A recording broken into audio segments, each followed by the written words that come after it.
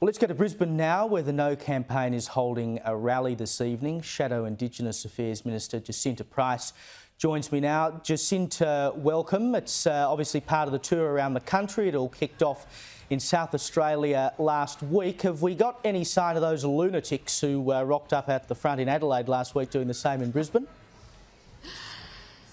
Oh, look, there were threats of there's supposed to be protesters here in Brisbane. It's been a little bit quiet so far at the front. I certainly didn't see any as I arrived, but you know, you never know what might happen, and maybe they've been told to pull their heads in because they don't do their side of the campaign any favours when they come along and carry on and rant and rave. After all, we live in a democracy, right?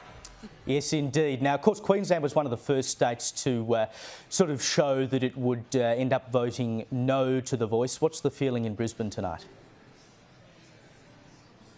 Oh, it's electric. I mean, just look behind me, you know, we're here at the Ekka.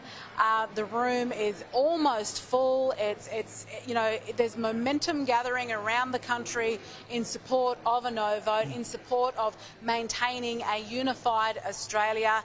I'm really grateful to be here in Queensland because Queensland was sort of first to get over the line in terms of support for the no vote. I've just come off the track from heading through central West New South Wales, Lithgow, Bathurst, Orange, Dubbo, Ballina, and of course here in Brisbane, and looking forward to the next 17 days, I think it is now.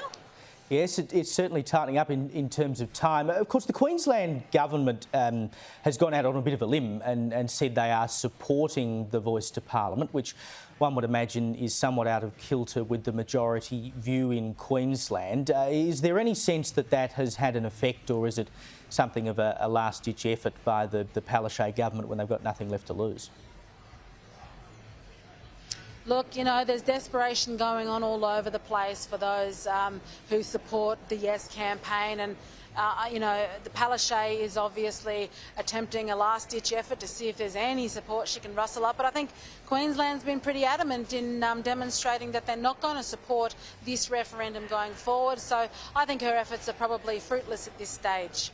Where are you going to next? Those 17 days, you've got a fair bit of time to cram in some campaigning. What are the steps from here?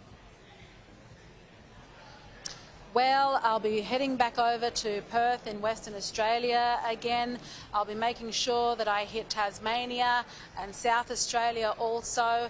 I'm pretty sure that my mother's at an event herself tonight, speaking with my colleague Tony Passon and Karen Little over in South Australia. So, you know, but here tonight is myself, Warren Mundine, and we'll be making sure that we get around to those key battleground states between now and October 14. So, yeah, we won't be standing still at all.